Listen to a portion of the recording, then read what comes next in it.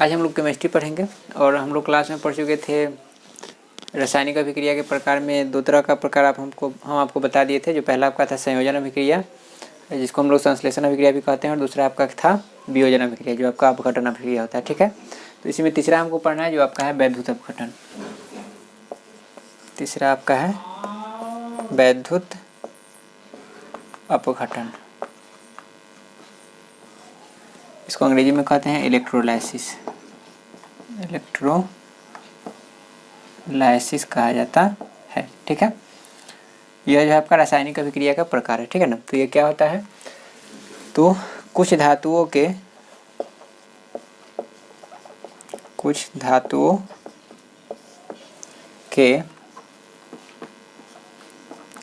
द्रवित ऑक्साइड कहने का मतलब यहाँ पर हुआ पिघला हुआ अवस्था, ठीक है ना, या द्रवित अवस्था, ठीक है, मतलब कि उसका जलीय विलीन। ठीक है, तो कुछ धातुओं के द्रवित ऑक्साइड या क्लोराइड से होकर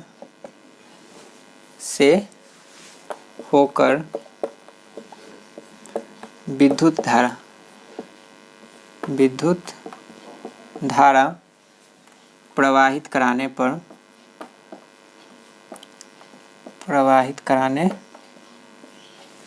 ठीक है ना, वह क्या हो जाता है, तो यह जो आपका ऑक्साइड होगा वो अपघटित हो जाएगा, कराने पर वे अपघटित हो जाते हैं।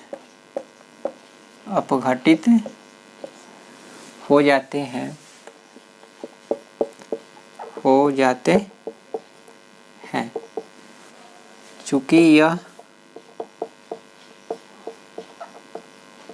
अपघटन विद्युत धारा के कारण होता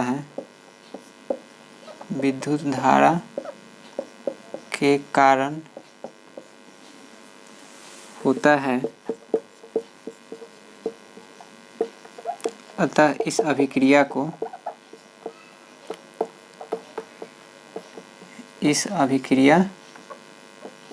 को वैद्युत अपघटन अभिक्रिया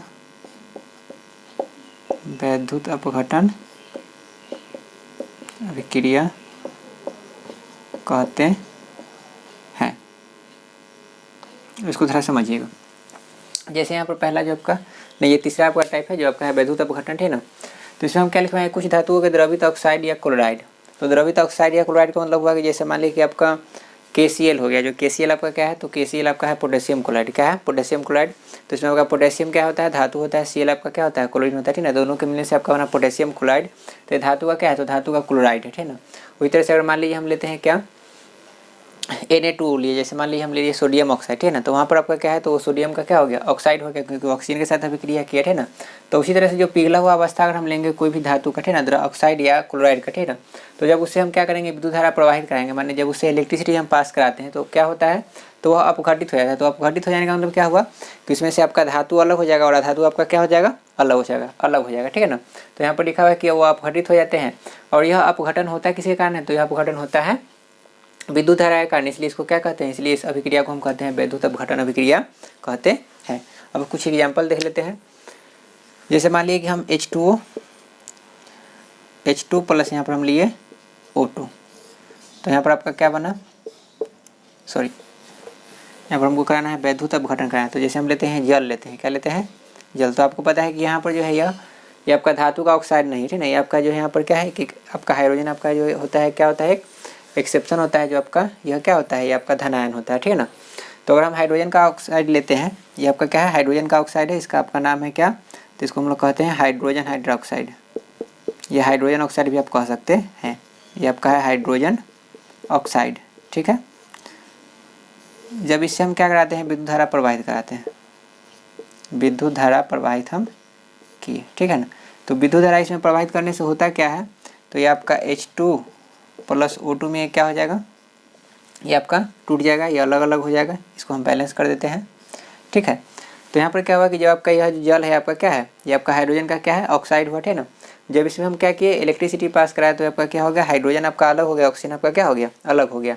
माने कि पहले यह एक साथ था, अब यह क्या हो गया, विखंडित हो गया, अलग अलग हो गया। इसी को हम क्या कहते हैं, अपघटन होना कहते हैं, इसी को हम विखंडन कहते हैं, इसी को विघटन कहते हैं। ठीक है, तो यहाँ पर क्या हुआ, हाइड्रोजन आपका अलग हो गया, ऑक्सीजन आपका क्या हो गया, अलग हो गया। ठीक है, अब इसमें होता क्या है कि यह जो आपका ऑक्सीजन है, ठीक ना, तो जिस कंटेंट, जैसे मान लीजिए कि कोई आप जिसमें आप इसको क्या कर रहे हैं, जिस मान लीजिए कोई आपके पास कंटेंट है जिसमें आपके पास क्या है, जल है, जिसमें आप क्या कर रहे हैं, इलेक्ट्रिसिटी पास कर रहे हैं, तो उसमें आपका क्या होगा, 2 इलेक्ट्रोड होगा। ठीक ना, तो उस 2 जो इलेक्ट्रोड होता है उसमें आपका क्या होता है, एक एनोड होता है, एक आपका क्या होता है, कैथोड होता है। ठीक ना, तो आपका जो ऑक्सीजन होगा आपका वो जमा हो जाएगा कहाँ पर, तो एनोड पर मुक्त होगा। ऑक्सीजन आपका कहाँ जाएगा, एनोड पर, और H2 मतलब जो आपका हाइड्रोजन है वो आपका कहाँ जाएगा, तो आपका जाएगा कैथोड पर जमा होगा। कहाँ जमा होगा, कैथोड पर। ठीक है, उसी तरह से मान लीजिए कि हम लेते हैं NaCl का। NaCl आपका होता है जिसको हम कहते हैं साधारण नमक। ठीक ना, याद रखिए इसका हम जो ले रहे हैं ये आपका हाइड्रोजन ऑक्साइड होता है, आपको तो पता है कि द्रव अवस्था में होता है। ठीक ना, इसका हम लेते हैं पिघला हुआ अवस्था। क्या लेते हैं, पिघला हुआ अवस्था, या द्रवित यहाँ पर द्रवित लिख सकते हैं, क्या लिख सकते हैं, द्रवित यहाँ पर लिख सकते हैं, पिघला हुआ अवस्था में हम इसको लेते हैं। ठीक है, पिघला हुआ अवस्था, या मान लीजिए कि नमक है तो उसमें हम क्या किए, थोड़ा सा पानी मिला दिए। ठीक है ना, तो आपका हो गया जलीय विलीन हो गया। ठीक है, अब इस जलीय विलीन में हम क्या किए, विद्युत धारा पास कराएं, जो कि विद्युत धारा क्या किए, प्रवाहित किए। ठीक है, तो विद्युत धारा प्रवाहित करने से यहाँ पर क्या हो गया, तो आपका यह आप घटित हो जाएगा, मतलब कि इसमें जो आपका धातु है और अधातु है जो आपका क्या हो जाएगा, अलग अलग हो जाएगा। तो यहाँ पर आपका सोडियम अलग हो जाएगा और क्लोरीन आपका क्या हो जाएगा, अलग हो जाएगा। ठीक है, तो यहाँ पर क्या हो जाएगा, 2Na हो जाएगा और यहाँ पर हो जाएगा Cl2। ठीक है, अब यहाँ पर क्या होता है, आपको यह याद रखना है कि जो भी आपका अधातु होगा, ठीक ना, कहने का मतलब कि जो आपका ऑक्सीजन होगा या क्लोरीन होगा, ठीक ना, वो हमेशा कहाँ जमा होगा, तो हमेशा जमा होगा एनोड पर। कहाँ जमा होगा, एनोड पर।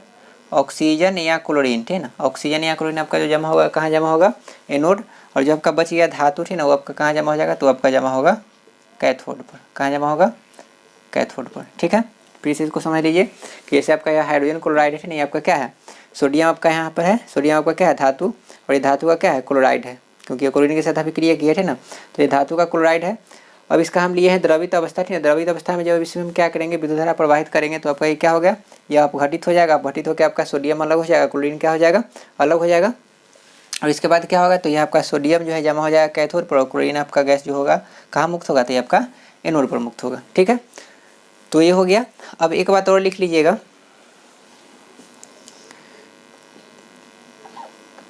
नोट में लिख देते हैं कि एनोड जो होता है, एनोड जो आपका इलेक्ट्रोड होता है, क्या होता है, इलेक्ट्रोड, इस पर आपका क्या होता है, तो इस पर धनावेश होता है, इस पर क्या होता है, धनावेश होता है। और जो आपका कैथोड होता है, क्या होता है, कैथोड, इस पर आपका ऋण आवेश होता है। क्या होता है, ऋण आवेश। जैसे आप लोग बैटरी में देखे होंगे, बैटरी में क्या होता है कि एक होता है पॉजिटिव और एक होता है क्या होता है, नेगेटिव होता है ना। तो वही जो पॉजिटिव होता है उसको हम क्या कहते हैं, एनोड इलेक्ट्रोड कहते हैं, और जो आपका नेगेटिव होता है उसको हम क्या कहते हैं, कैथोड इलेक्ट्रोड कहते हैं। ठीक है, एक बात और कि जैसे मान लीजिए कि जो भी आपका धातु होता है, तो धातु आपका क्या होता है, तो विद्युत धनात्मक होता है। क्या होता है, विद्युत धनात्मक, है ना। तो विद्युत धनात्मक किसको आप माने, जो विद्युत धनात्मक है ना, वो किधर आकर्षित होगा, तो ऋण आवेश की ओर आकर्षित होगा, ठीक ना। तो इसलिए आपका क्या होता है कि जो भी आपका धातु का जो आपका धातु होता है वो कहाँ जमा होता है, तो आपका जमा होता है कैथोड पर, ठीक ना, क्योंकि ये आपका होता है धन आवेश और ये आपका क्या होता है, ऋण आवेश। तो आपको पता है कि अपोजिट जो आपका चार्ज होता है, ठीक ना, मतलब कि आपका कह सकते हैं कि जैसे मान लीजिए कि आप जानते हैं कि समान जो आपका आवेश होता है उसमें आपका क्या होता है, तो समान आवेश में आपका क्या होता है, विकर्षण बल लगता है, और असमान आवेश में क्या होता है, आकर्षण बल लगता है। तो इसलिए आपका क्या हो जाएगा, तो जो यह आपका होता है धन आवेश और ये आपका क्या होता है, ऋण आवेश। तो इसलिए धन आवेश ऋण आवेश को क्या करेगा, आकर्षित करेगा, या कह सकते हैं कि ऋण आवेश धन आवेश की ओर क्या होगा, आकर्षित होगा। तो इसलिए आपका धातु जो हो जाता है कहाँ जमा होता है, कैथोड पर। और चूंकि आपका जो अधातु होता है वो आपका क्या होता है, तो अधातु आपका होता है ऋण आवेश। क्या होता है, ऋण आवेश, उस पर ऋण आवेश होता है। तो वो आपका कहाँ वो कहाँ आपका आकर्षित होगा, तो वह आकर्षित होगा आपका धन आवेश की ओर। तो इसलिए वो कहाँ जमा होता है, एनोड पर जमा होता है। ठीक है, और एक बात याद रखिए कि ये आपका हाइड्रोजन जो है आपका क्या होता है, एक्सेप्शन होता है कि यह हाइड्रोजन आपका क्या है, अधातु है, लेकिन इस पर क्या होता है, धन आवेश होता है। ठीक है, इसको आप लोग नोट कीजिए, उसको बता के बताते हैं।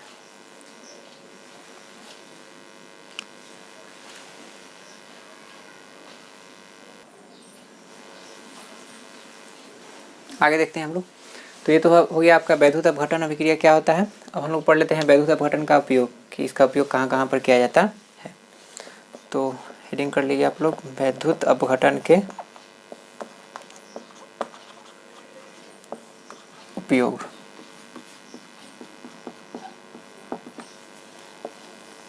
तो वैद्युत अपघटन का जो पहला उपयोग होता है ये आपका होता है विद्युत लेपन में। वैद्युत लेपन कह सकते हैं या विद्युत लेपन कह सकते हैं, वैद्युत लेपन में। इसको अंग्रेजी में कहते हैं इलेक्ट्रोप्लेटिंग।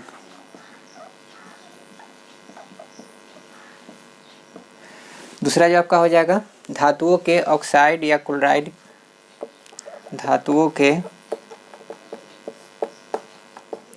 ऑक्साइड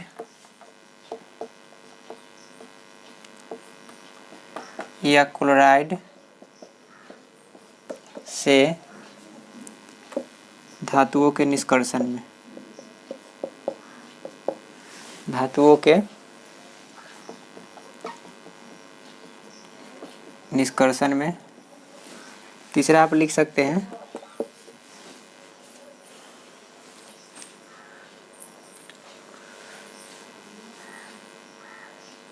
रसायनों के उत्पादन में या रसायनों के निर्माण में। उत्पादन लिखिए, रसायनों के उत्पादन में। और चौथा आप लिख सकते हैं, ये तीन ही लिखिए, ठीक है। उसको थोड़ा समझ लीजिए। इसलिए यहाँ पर हम लिखे वैद्युत अपघटन के उपयोग, मतलब कि वैद्युत अपघटन जो अभिक्रिया होता है इसका उपयोग हम कहाँ कहाँ पर करते हैं। तो पहला यहाँ पर हम लिखे हैं वैद्युत लेपन। तो वैद्युत लेपन क्या होता है, तो वैद्युत लेपन होता है कि वैद्युत अपघटन अभिक्रिया के द्वारा किसी एक धातु पर, मैंने कोई एक धातु है उस धातु पर आप क्या कीजिए, दूसरे धातु पर अगर उसका लेप चढ़ेगा तो उसको हम क्या कहते हैं, वैद्युत लेपन कहते हैं। धातुओं के ऑक्साइड या क्लोराइड से धातुओं के निष्कर्षण। तो यह जब आप चैप्टर 3 पढ़िएगा धातु और धातु, तो उसमें आप लोग डिटेल से पढ़िएगा, ठीक ना, कि यह क्या होता है। तो कोई भी धातु का जो हम लोग निष्कर्षण करते हैं, ठीक ना, उसके एक्सिस से, ठीक ना, तो वो ऑक्साइड या क्लोराइड के फॉर्म में अगर होगा तो उससे हम उसको क्या करेंगे, निष्कर्षण करेंगे। मतलब कि वहाँ से हम धातु प्राप्त करने के लिए, जैसे धातु का कोई ऑक्साइड होगा, जैसे मान लीजिए कि एल्युमिनियम का आपको मिल गया एल्युमिनियम ऑक्साइड, ठीक है ना, या सोडियम का आपको मिल गया सोडियम ऑक्साइड। तो आपको वहाँ से क्या करना है, प्राप्त करना है, सोडियम प्राप्त करना है, आपको एल्युमिनियम प्राप्त करना है, ठीक ना। तो वहाँ से आपको ऑक्सीजन को क्या करना पड़ेगा, हटाना पड़ेगा, ठीक ना। तो उसको निष्कर्षण कहते हैं। तो उसके निष्कर्षण में इसका इस्तेमाल किया जाता है। तीसरा यहाँ पर हम लिखे हैं रसायनों के उत्पादन में। तो रसायनों के उत्पादन का मतलब यहाँ पर यह हुआ कि जैसे मान लीजिए कि हमारे पास सोडियम क्लोराइड है, क्या है, सोडियम क्लोराइड है, हमको क्या चाहिए, क्लोरीन गैस चाहिए, ठीक ना। तो क्लोरीन आपका क्या होता है, रसायन होता है, माने केमिकल होता है, ठीक ना। तो उसके लिए क्या करना पड़ेगा, हमको इसका करना पड़ेगा, अपघटन करना पड़ेगा। क्या करना पड़ेगा, अपघटन। जब हम इसका अपघटन करेंगे तो उससे होगा क्या कि आपका सोडियम अलग हो जाएगा, क्लोरीन आपका क्या हो जाएगा, अलग। तो इस तरह से आप क्लोरीन वहाँ से क्या कर सकते हैं, प्राप्त कर सकते हैं, ठीक ना। तो वही आपका जो केमिकल होता है, रसायन माने आपका हो गया, उसके उत्पादन में किया जाता है, ठीक है। आप लोग विद्युत लेपन यहाँ पर लिख देते हैं कि विद्युत लेपन क्या होता है। तो विद्युत लेपन होता है कि वैद्युत अपघटन क्रिया द्वारा, क्या लिखिएगा, वैद्युत अपघटन के क्रिया द्वारा, वैद्युत अपघटन की क्रिया द्वारा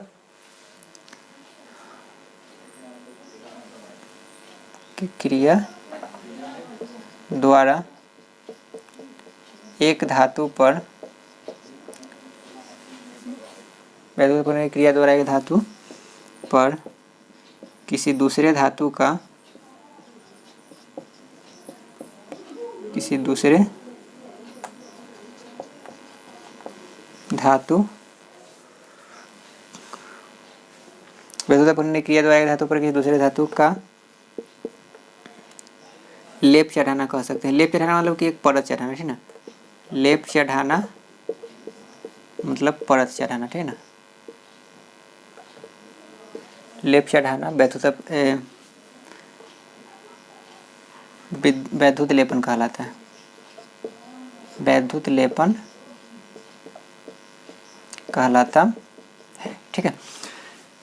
यहाँ पर हम लिखे क्या कि वैद्युत अपघटन क्या, वैद्युत अपघटन की क्रिया द्वारा, माने यह जो अभी वैद्युत अपघटन अभिक्रिया हम पढ़े हैं, तो उस अभिक्रिया के द्वारा हम क्या करते हैं कि कोई एक धातु पर, ठीक ना। अब जैसे मान लीजिए कि लोहा है, तो लोहा पर हम क्या किए कि क्रोमियम का अगर हम लेप चढ़ा दिए, तो क्रोमियम भी आपका क्या होता है, धातु होता है, ठीक ना। या मान लीजिए उस पर हम कॉपर का लेप चढ़ा दिए, या मान लीजिए कि उस पर हम सिल्वर का लेप चढ़ा दिए। तो किसी भी दूसरे धातु का उस पर अगर हम लेप चढ़ाएंगे, ठीक ना, मतलब कि उसका एक मैंने लेयर चढ़ा देंगे। लेयर मतलब समझिए जैसे हम लोग क्या करते हैं, जैसे हम लोग किताब खरीदते हैं तो क्या करते हैं, किताब के ऊपर में हम लगाते हैं कवर करते हैं। कवर क्यों करते हैं कि उसका क्या होगा, बचाव होगा, ठीक ना। तो उसी तरह से क्या किया जाता है, यह इसलिए किया जाता है वैद्युत लेपन, है ना, कि जैसे मान लीजिए कि लोहा आपका है तो लोहा में जंग क्या होता है, बहुत जल्दी लग जाता है। तो इसलिए हम उस पर क्या करते हैं कि एक दूसरे धातु का लेप चढ़ाते हैं जिस पर जंग जल्दी नहीं लगता है। तो उससे क्या होगा कि हमारा लोहा का क्या होगा, बचाव होगा, मतलब कि उस धातु का क्या होगा, संरक्षण होगा। इसलिए हम यह विधि क्या करते हैं, अपनाते हैं। ऐसे बहुत सारा विधि होता है, ठीक ना।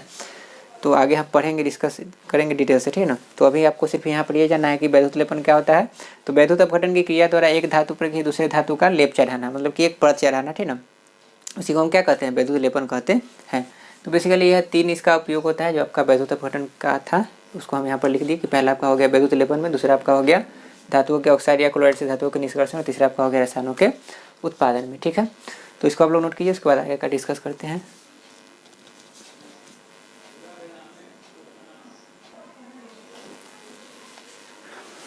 अगला जो आपका टाइप है ये आपका हो जाएगा 4 नंबर, आपका हो जाएगा एकल विस्थापन अभिक्रिया।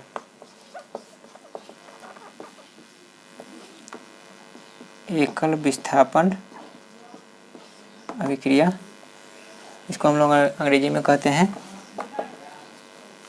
Single displacement reaction. तो यह एकल विस्थापन अभिक्रिया क्या है, तो यह जो आपका आता है वह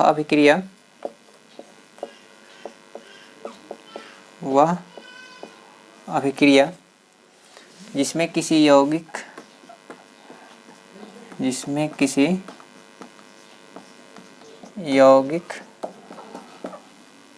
में उपस्थित, वह अभिक्रिया जिसमें किसी यौगिक में उपस्थित परमाणु या परमाणुओं के समूह,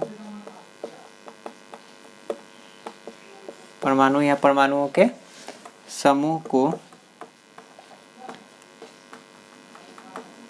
दूसरे परमाणु द्वारा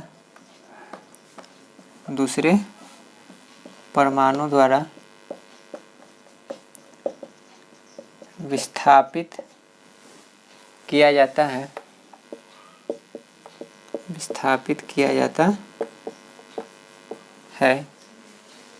उसे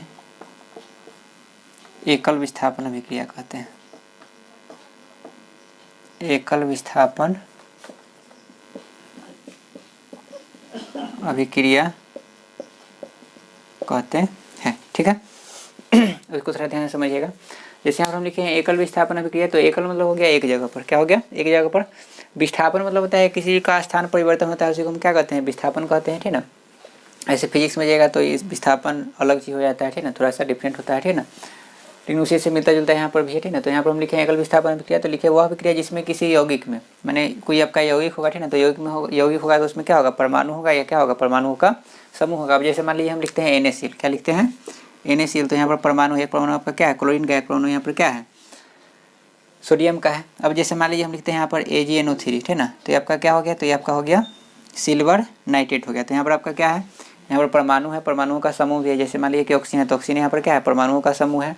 नाइट्रोजन आपका परमाणु है, यहाँ पर सिल्वर भी आपका क्या है, परमाणु है, ठीक ना। अब जैसे मान लीजिए लिखे यहाँ पर हम C2H5OH, तो आपका क्या है, अल्कोहल है। तो यहाँ पर भी आपका क्या है, कार्बन परमाणु का भी यहाँ पर समूह है, हाइड्रोजन परमाणु का भी यहाँ पर समूह है, और क्या है, ऑक्सीजन परमाणु भी यहाँ पर, ठीक ना। तो यहाँ पर लिखा गया है कि किसी यौगिक में उपस्थित परमाणु या परमाणुओं के समूह, यानी कि वह एक परमाणु हो सकता है या एक से ज़्यादा परमाणु भी हो सकता है। एक से ज़्यादा परमाणु होगा तो उसको क्या कहेंगे, परमाणुओं के समूह कहेंगे, ठीक है ना। तो परमाणुओं के समूह को दूसरे परमाणु द्वारा, माने कोई दूसरा परमाणु आएगा बाहर से, उसको क्या कर देगा, विस्थापित कर देगा, मतलब कि उस यौगिक में से उसको क्या कर देगा, हटा देगा। तो उसी को हम क्या कहते हैं, एकल विस्थापन अभिक्रिया कहते हैं। अब सिंपल बहुत लैंग्वेज में समझ सकते हैं। तो जैसे मान लीजिए कि आप क्लास में बैठे हुए हैं एक बेंच पर, ठीक ना, एक बेंच पर मान लीजिए कि 4 स्टूडेंट बैठते हैं, बैठे हुए, ठीक ना। बाहर से कोई एक लड़का बाद में आया, ठीक ना, और एक लड़का वहाँ पर क्या किया, उसको साइड कर दिया और अपने वहाँ पर क्या हो गया, बैठ गया, ठीक ना। तो वहाँ पर क्या हुआ, विस्थापन हो गया। तो क्या हुआ कि बाहर का कोई एक आया, ठीक ना, उसको क्या कर दिया, विस्थापित कर दिया, ठीक ना। अब विस्थापित करने का बहुत सारे रीजन हो सकता है, तो उसको हम क्या कहेंगे, एकल विस्थापन अभिक्रिया कहेंगे, ठीक ना। तो मतलब यहाँ पर, ठीक है, तो उसके द्वारा हम यहाँ पर आपको समझाए थे। अब इसमें 2-3 केस हो सकता है। तो पहला केस में क्या होता है कि कम क्रियाशील धातु जो होगा, ठीक ना, वो क्या करेगा कि कोई कम क्रियाशील धातु जो होगा, ठीक ना, तो वो क्या करेगा।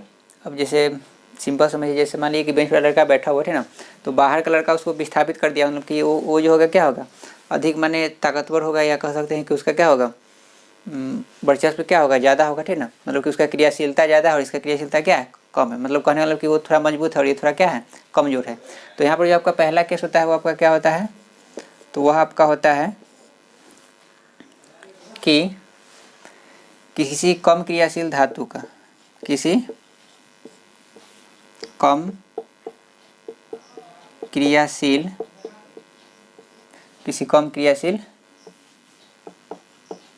धातु का अधिक क्रियाशील धातु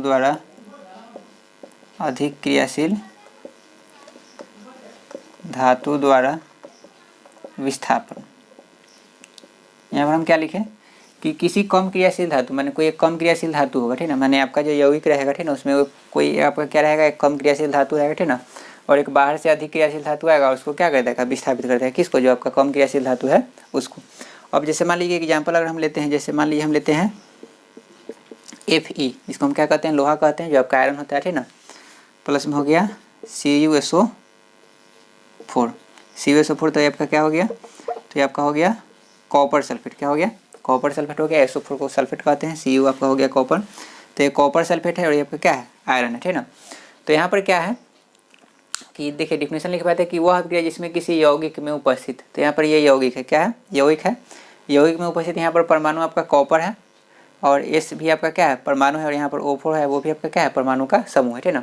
तो यहाँ पर आपका परमाणु भी और क्या है, परमाणुओं का समूह भी है। तो यहाँ पर लिखा है कि वह अभिक्रिया जिसमें किसी यौगिक में उपस्थित परमाणु या परमाणुओं के समूह को दूसरे परमाणु द्वारा, तो यहाँ पर ये आपका जो आयरन है, मतलब जो लोहा है, दूसरा एक परमाणु है ना, द्वारा यहाँ पर किसी एक को क्या कर देगा, विस्थापित कर देगा, क्या कर देगा, विस्थापित कर देगा। तो यहाँ पर यह किसको विस्थापित करेगा, तो यहाँ पर आगे आप पढ़िएगा क्रियाशीलता श्रेणी, तो उसमें आपको पढ़ना है कि आपका जो लोहा होता है वो कॉपर से क्या होता है, अधिक क्रियाशील होता है, ठीक है ना, मतलब कह सकते हैं कि यह ज़्यादा मजबूत होता है, यह क्या होता है, कमजोर होता है, ठीक है ना। तो यह क्या करेगा, यह जो कि मजबूत है तो इसको कमजोर वाला को क्या करेगा, यहाँ से हटाएगा, ठीक है। तो यहाँ से क्या करता है कि यहाँ से ही कॉपर को क्या कर देगा, हटा देगा। तो जब यहाँ से कॉपर को हटा देगा और कॉपर की जगह पर ये अपने जाके बैठ जाएगा, ठीक है। तो ये आपका क्या हो जाएगा, तो ये आपका हो जाएगा FeSO4 हो गया, क्या हो गया, FeSO4 हो गया, ठीक है ना। और यह जो आपका है कॉपर वो आपका क्या हो गया, अलग हो गया, क्या हो गया, अलग हो गया। तो यहाँ पर क्या हुआ कि यहाँ पर जो आपका अधिक क्रियाशील धातु आपका था क्या, लोहा था, वो कॉपर को क्या कर दिया, हटा दिया, विस्थापित कर दिया, ठीक है। तो इसलिए आपका क्या हो जाएगा, तो आपका हो जाएगा एकल विस्थापन अभिक्रिया। एकल विस्थापन अभिक्रिया क्यों, क्योंकि यहाँ पर एक ही जगह पर क्या हो रहा है, परिवर्तन हो रहा है, ठीक है ना। तो इसको हम कहते हैं एकल विस्थापन अभिक्रिया, मतलब कि इसका स्थान क्या हो गया, परिवर्तित हो गया, ठीक है। तो इसको हम क्या कहेंगे, एकल विस्थापन अभिक्रिया कहेंगे। ये आपका होता है कॉपर सल्फेट, क्या होता है, कॉपर सल्फेट होता है, ये आपका होता है कॉपर सल्फेट, इसको हम लोग कहते हैं फेरस सल्फेट, क्या कहते हैं, फेरस सल्फेट। उसके बाद आपको पता है कि Cu आपका क्या होता है, कॉपर होता है, जिसको हम लोग तांबा भी कहते हैं, इसका वायर और भी बनाया जाता है, ठीक ना। और Fe आपका क्या होता है, लोहा होता है, ठीक है ना। एक दूसरा एग्जाम्पल लेते हैं जैसे मान लीजिए कि हमारे पास है Cu और है AgNO3, Cu आपका हो गया कॉपर और यहाँ पे हो गया AgNO3 जो आपका हो गया क्या, सिल्वर नाइट्रेट हो गया, क्या हो गया, सिल्वर नाइट्रेट। जब यहाँ पर इसका भी क्रिया होगा तो यहाँ पर क्या होगा, तो यह जो कॉपर है ये सिल्वर नाइट्रेट को क्या करेगा, तो सिल्वर नाइट्रेट को, हाँ और एक बात और कि यह जो आपका होता है यहाँ पर जलीय विलयन होता है, क्या होता है, जलीय विलयन होता है। यहाँ भी आपका जलीय विलयन ही होगा। जलीय विलयन कहने का मतलब ये हुआ कि कॉपर सल्फेट का जलीय विलयन था, मतलब कॉपर सल्फेट में कुछ पानी मिला होता है, हमारे पास एक विलयन था, ठीक ना, जिसमें हम क्या किए कि लोहा डाले, ठीक ना। लोहा डालने से हुआ क्या कि लोहा कॉपर को विस्थापित कर दिया और बन गया क्या, फेरस सल्फेट बन गया, ठीक है। तो ये जलीय विलयन में ही होगा, ठीक ना। उस तरह से यहाँ पर आपका क्या है, यह कॉपर है और ये आपका क्या है, AgNO3 है, जिसको हम लोग क्या कहते हैं, तो इसको हम कहते हैं सिल्वर नाइट्रेट, क्या कहते हैं, सिल्वर नाइट्रेट। तो हमारे पास सिल्वर नाइट्रेट का क्या है, तो सिल्वर नाइट्रेट का हमारे पास है विलयन है, क्या है, सिल्वर नाइट्रेट का जलीय विलयन है। इसमें हम क्या कर रहे हैं, कॉपर हम डाल रहे हैं, क्या डाल रहे हैं, कॉपर, मतलब कि अभिक्रिया करा रहे हैं, ना। तो यहाँ से क्या होगा, तो यह कॉपर जो होता है सिल्वर से क्या होता है, ज़्यादा अभिक्रियाशील होता है, तो इसलिए क्या करेगा, तो ये आपका बन जाएगा यहाँ पर, ये आपका बन जाएगा यहाँ पर क्या, कॉपर नाइट्रेट बन जाएगा। तो आपका हो जाएगा CuNO3 का होल ट्वाइस और प्लस में आपका क्या हो जाएगा Ag हो जाएगा, मतलब सिल्वर यहाँ से क्या हो जाएगा, अलग हो जाएगा, ठीक ना। तो यहाँ पर क्या हुआ कि सिल्वर नाइट्रेट का आपके पास क्या था, जलीय विलयन था, उसमें आप क्या किए कि कॉपर डाल दिए, कॉपर वाया डाल दिए, या मान लीजिए कॉपर का कुछ भी था उसको आप उसमें क्या कर दिए, डाल दिए, ठीक ना। तो डालने से होगा क्या कि उसमें से सिल्वर आपका अलग हो जाएगा और कॉपर इसके साथ हो जाएगा, तो कॉपर इसके साथ होगा तो क्या बना लेगा, तो यह बना लेगा कॉपर नाइट्रेट बनाएगा, क्या बनाएगा, कॉपर नाइट्रेट, और यहाँ पर आपका हो जाएगा सिल्वर हो जाएगा, क्या हो जाएगा, सिल्वर आपका अलग हो गया। तो यहाँ पर ऐसा क्यों हुआ, क्योंकि आपका जो कॉपर होता है, मतलब जो तांबा होता है, वो आपका क्या होता है, चांदी से ज़्यादा अभिक्रियाशील होता है, इसलिए इसको चांदी को क्या कर दिया, विस्थापित कर दिया इस यौगिक में से, ठीक है। तो यह आपका क्या होता है, एकल विस्थापन अभिक्रिया होता है। और यहाँ से हम ये भी यहाँ पर लिख सकते हैं कि यहाँ पर अगर मान लीजिए कि आपके पास दे दिया, यह समीकरण दे दिया और बताया, पूछा आपसे इसमें कि बताइए किसमें कौन ज़्यादा अभिक्रियाशील है, तो यहाँ पर आपका क्या होगा, लोहा आपका कॉपर से ज़्यादा अभिक्रियाशील होगा, और यहाँ पर आपका क्या होगा, कॉपर सिल्वर से ज़्यादा क्या होगा, अभिक्रियाशील होगा, ठीक है ना। क्योंकि जो ज़्यादा अभिक्रियाशील होगा वही कम अभिक्रियाशील वाला वो क्या करेगा, वहाँ से विस्थापित करता है यौगिक में से, ठीक है। तो इसको आप लोग नोट कर लीजिए।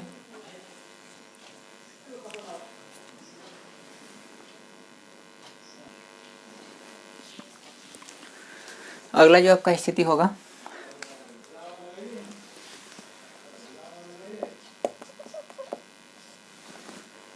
वो आपका हो जाएगा कम क्रियाशील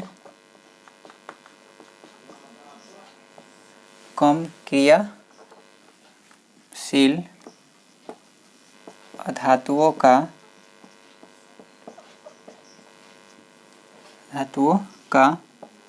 उसके यौगिकों से विस्थापन, उसके यौगिकों से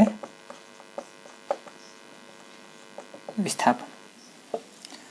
तो यहाँ पर हम क्या लिखेंगे, लिखिए कम क्रियाशील धातुओं का, जैसे मान लीजिए कोई कम क्रियाशील धातु रहेगा, ठीक है ना, तो वहाँ पर क्या होगा कि कोई अधिक अभिक्रियाशील धातु रहेगा तो उसको क्या कर देगा, विस्थापित कर देगा। इससे पहले जो आप पढ़े थे उसमें क्या था कि कम क्रियाशील धातु था, तो वो किसके द्वारा, जो अधिक क्रियाशील धातु था उसके द्वारा, सॉरी, इससे पहले जो आप पढ़े उसमें आप क्या पढ़े कि जो अधिक क्रियाशील धातु था, ठीक है ना, वो कम क्रियाशील वाले धातु को क्या कर दिया, उसके यौगिक से विस्थापित कर दिया था, ठीक ना। तो यहाँ पर आपको क्या पढ़ना है, दूसरा केस जो आपका है इसमें पढ़ना है आपको कि यहाँ पर कम क्रियाशील अधातु जो होगा, ठीक ना, जो आपका अधिक क्रियाशील अधातु रहेगा उसके द्वारा क्या हो जाएगा, विस्थापित हो जाएगा, क्या हो जाएगा, विस्थापित हो जाएगा। तो यहाँ पर हम क्या लिखेंगे, एग्जाम्पल लेते हैं, जैसे मान लीजिए कि हम लेते हैं NaBr, NaBr को हम लोग क्या कहते हैं, जिसको हम कहते हैं सोडियम ब्रोमाइड कहते हैं, क्या कहते हैं, सोडियम ब्रोमाइड कहते हैं, ठीक ना। अगर सोडियम ब्रोमाइड का अगर हम रिएक्शन कराएंगे किससे, तो अगर हम कराते हैं क्लोरीन से, किससे कराते हैं, क्लोरीन से। तो यहाँ पर क्या होता है कि यह क्लोरीन जो होता है, क्लोरीन आपका क्या है, अधातु है, ब्रोमीन आपका क्या है, अधातु है, ठीक ना। तो यह जो यौगिक है आपका सोडियम ब्रोमाइड, तो सोडियम ब्रोमाइड में जो आपका ब्रोमीन है आपका क्या है, अधातु है। यह जो होता है कम क्रियाशील होता है, किससे, क्लोरीन से। यह क्लोरीन से कम क्रियाशील है, तो क्लोरीन इसको क्या कर देगा, क्लोरीन इसको यहाँ से हटा देगा, मैंने यहाँ से विस्थापित कर देगा। तो यह क्या बन जाएगा, तो यह आपका बन जाएगा NaCl, मैंने यहाँ आपका बन गया सोडियम क्लोराइड, जिसको हम साधारण नमक कहते हैं, और Br आपका क्या हो जाएगा, अलग हो जाएगा, मतलब कि ब्रोमीन जो आपका होता है वो आपका क्या हो जाएगा, अलग हो जाएगा, और आपका यहाँ पर क्लोरीन के साथ बना लेगा क्या, इसको बना लेगा यहाँ पर सोडियम क्लोराइड बना लेगा, ठीक है। तो ये आपका हो गया, ठीक है ना।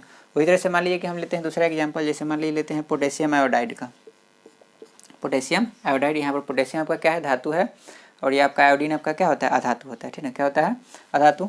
तो इसका अगर हम रिएक्शन कराते हैं Cl2 से, तो यहाँ पर क्लोरीन जो होता है आयोडीन से भी क्या होता है, ज़्यादा अभिक्रियाशील होता है। तो यहाँ पर क्या करेगा, तो यहाँ पर आपका ये बन जाएगा 2KCl, मतलब कि आपका बन जाएगा पोटेशियम क्लोराइड बन जाएगा, और आपका आयोडीन क्या हो जाएगा, अलग हो गया। तो यहाँ पर आप क्या देखें कि यहाँ पर जो आपका कम क्रियाशील अधातु था, क्या था, कम क्रियाशील अधातु था, वह अधिक अभिक्रियाशील अधातुओं के द्वारा क्या किया गया, विस्थापित कर दिया गया, ठीक है। अब तीसरा जो इसमें कंडीशन हो सकता है वो आपका क्या हो सकता है, केस 3 जो आपको पढ़ना है वो आपको पढ़ना है क्रियाशील धातुओं द्वारा, क्रियाशील धातुओं द्वारा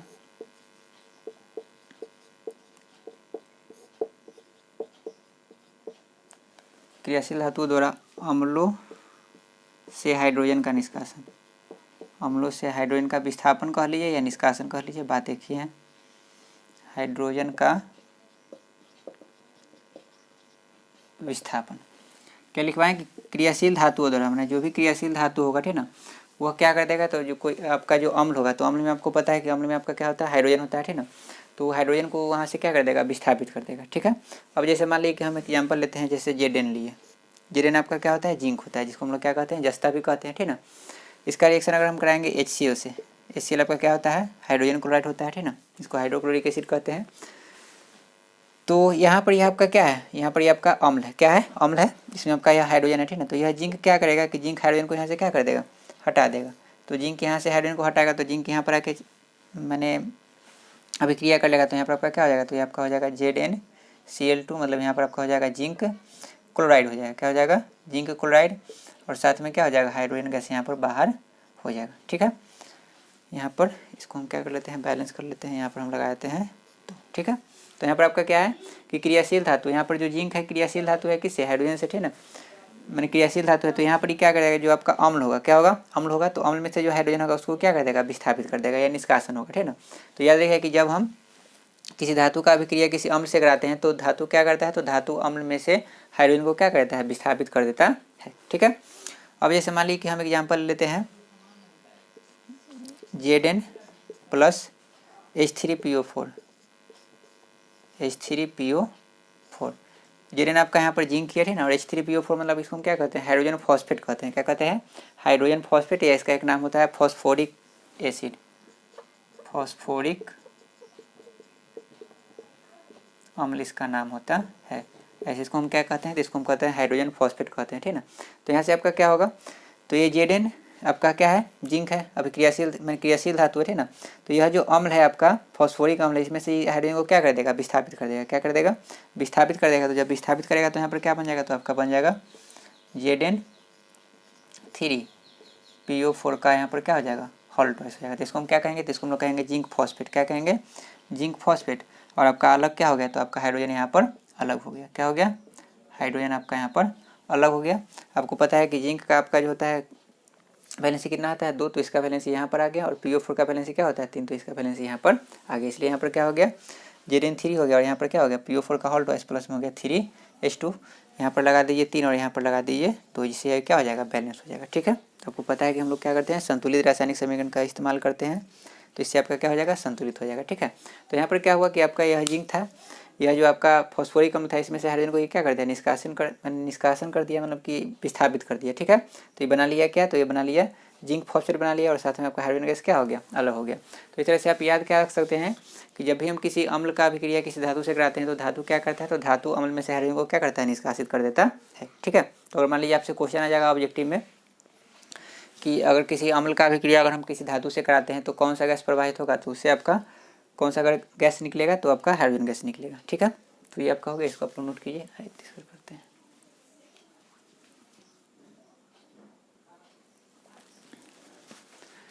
तो ये आपका हो गया था अभी एकल विस्थापन अभिक्रिया, जिसमें आपने 3 कंडीशन पढ़ा। ठीक है, अगला जो आपका हो जाएगा 5 नंबर में आपका हो जाएगा उभय विस्थापन अभिक्रिया।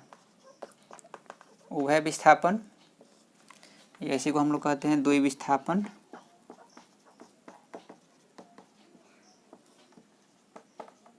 अभिक्रिया, अंग्रेजी में कहते हैं इसको डबल डिस्प्लेसमेंट रिएक्शन।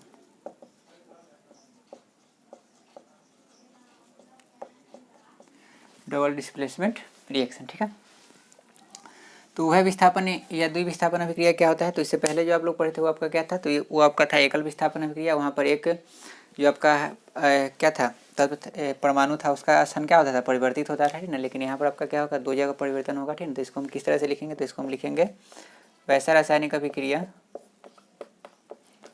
वैसा रासायनिक अभिक्रिया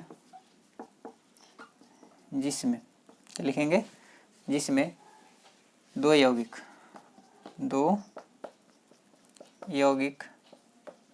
अपने आयनों का आदान प्रदान करते हैं, उसे द्विविस्थापन अभिक्रिया कहते हैं।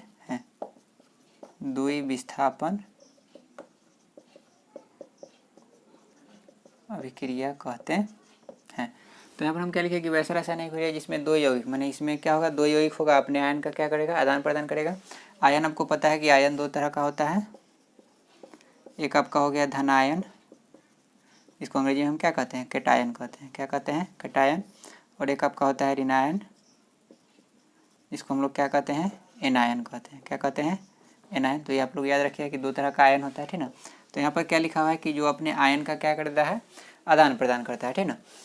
अब जैसे एग्जाम्पल हम लेते हैं, जैसे मान लीजिए कि हम लिए NaCl प्लस लिखे AgNO3। तो आपको पता है कि जब भी यौगिक आयन से आपका बनता है, जब भी आपका आयनिक यौगिक होता है तो आपका क्या होता है कि मतलब कि कहने वाला भी होगा कि जब भी आयन से आपका यौगिक बनता है तो आपका क्या होता है, पहले प्लस वाला लिखा जाता है, बाद में क्या लिखा जाता है, माइनस वाला लिखा जाता है, ठीक है ना। तो यहाँ पर क्या होगा कि यहाँ पर दो यौगिक है। पहला आपका यौगिक क्या है, NaCl है, जो आपका क्या है, सोडियम क्लोराइड है। दूसरा आपका यहाँ पर यौगिक क्या है, AgNO3, जो आपका क्या है, सिल्वर क्या है, नाइट्रेट है। क्या है, सिल्वर नाइट्रेट है। तो यहाँ पर क्या करेगा कि यहाँ पर लिखे हैं कि वैसा रासायनिक अभिक्रिया जिसमें दो यौगिक अपने आयनों का, तो अपने आयन का मतलब क्या होगा कि जैसे मान लीजिए कि इसका धन आयन है, ठीक ना, पहला यौगिक का क्या होगा, धन आयन, तो वह दूसरे यौगिक के ऋण आयन से क्या हो जाएगा, जुड़ जाएगा। और पहले यौगिक का जो ऋण आयन होगा वो दूसरे यौगिक के क्या होगा, धन आयन से क्या हो जाएगा, जुड़ जाएगा। तो जब ये जुड़ेगा तो क्या बनेगा, तो यहाँ पर ये बन जाएगा आपका Na। अगर मान लीजिए कि Na आपका यहाँ पर क्या है, धनायन है, ठीक ना, तो इसके ऋण आयन के साथ जुटेगा तो यहाँ पर क्या हो जाएगा, NaNO3 हो जाएगा। क्या हो जाएगा, NaNO3। और यह जो यहाँ पर Cl है, Ag के साथ आएगा तो यहाँ पर क्या हो जाएगा, AgCl हो जाएगा। मतलब ये आपका क्या हो गया, ये आपका हो गया सोडियम, सॉरी ये आपका हो गया सिल्वर क्लोराइड हो गया, और ये आपका क्या हो गया, सोडियम नाइट्रेट हो गया। और ये आपका क्या होता है, ये आपका होता है अवक्षेप के रूप में प्राप्त होता है, इसलिए यहाँ पर एरो का साइन नीचे दिया हुआ, ठीक है ना। तो यहाँ पर आप क्या देखें कि यहाँ पर दो जगह स्थान का परिवर्तन हुआ, ठीक ना। पहला कि सोडियम किसका साथ चला गया, तो सोडियम चला गया, NO3 के साथ चला गया, और Cl किसका साथ चला गया, तो Ag के साथ। तो यहाँ पर दो जगह आपका विस्थापन होने के कारण इसका नाम क्या होता है, द्विविस्थापन अभिक्रिया होता है, ठीक है। उसी तरह से मान लीजिए कि अगर हम लेते हैं NaOH और प्लस में लेते हैं HCl, तो ये Na यहाँ पर क्या होगा, धनायन होगा, और यहाँ पर Cl क्या होगा, ऋणायन होगा। तो यहाँ पर बन जाएगा क्या, NaCl, और प्लस में क्या हो जाएगा, HOH। H यहाँ पर क्या हो जाएगा, धनायन, और OH यहाँ पर क्या हो जाएगा, ऋणायन, ठीक ना। तो यहाँ पर जो ये हो गया NaCl और NaHOH, ठीक ना, ये आपका क्या हो गया, तो यहाँ भी आपका हो गया द्विविस्थापन अभिक्रिया। क्या हो गया, द्विविस्थापन अभिक्रिया। इसी को हम कह सकते हैं वह विस्थापन अभिक्रिया। हाँ, एक बात और याद रखिए कि जैसे एक अभिक्रिया है तो उसका एक से ज़्यादा भी नाम हो सकता है। जैसे यह जो अभिक्रिया है तो इसको आप लोग पढ़िएगा आगे चल के, ठीक ना।